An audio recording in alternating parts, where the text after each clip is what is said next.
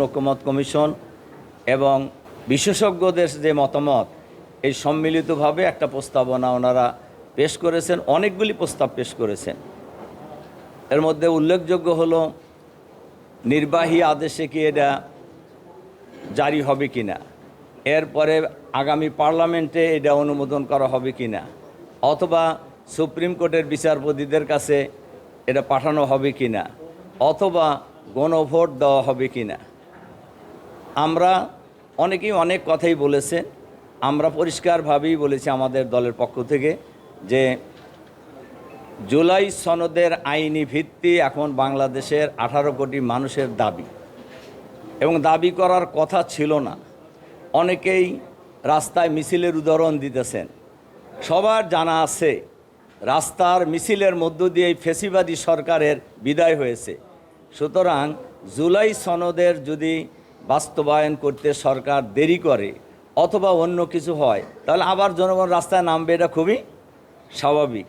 এ ব্যাপারে এর বাইরে যাওয়ার তো কোনো সুযোগ নেই।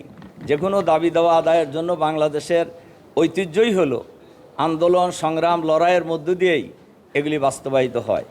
আর জন্যই আমাদের পক্ষ থেকে পরিষ্কারভাবেই বলা হয়েছে, আপনাদের সবই জানা আছে পার্লামেন্টের ব্যাপারে। অনেকেই পার্লামেন্টের কথা বলেছেন। পার্লামেন্টে 1990 সালে গণ অভ্যুত্থানের পর, এরশাদ সাহেবের পদত্যাগের পর সব দলেরই একটা ঐক্যমত ছিল যে কেয়ারটেকার সরকারের এই ফর্মুলা পার্লামেন্ট কী বলে সংবিধানে সংযোজন করা। কিন্তু আপনারা জানেন যারা ক্ষমতায় এসেছিলেন তারা এটা যথাসময়ে করেননি। পরে আন্দোলনের মধ্য দিয়েই আবার সেটা পার্লামেন্টে বাস্তবায়িত হয়েছে। এরপরে এইটা কিন্তু আবার সুপ্রিম কোর্টই বিচারপতি খায়রুল হকের নেতৃত্বে এটা আবার বাতিল করা হয়েছে। এটা আপনারা সবই জানেন। এজন্য আমাদের বক্তব্য হলো যে কনস্টিটিউশনাল অর্ডারের মাধ্যমেই এটা বাস্তবায়ন করতে হবে। প্রয়োজনে এরপরে গণভোটে আমরা যেতে পারি, তবে এটা ইলেকশনের পরে নয়। অবশ্যই জাতীয় সংসদ নির্বাচনের আগেই এ ব্যাপারে গণভোট হতে হবে। এটা হলো আমাদের মূল বক্তব্য। কাজে এই বক্তব্য আমাদের পক্ষ থেকে আজকে ঐকমত্য কমিশনের মিটিংয়ে আমরা পরিষ্কারভাবেই বলেছি।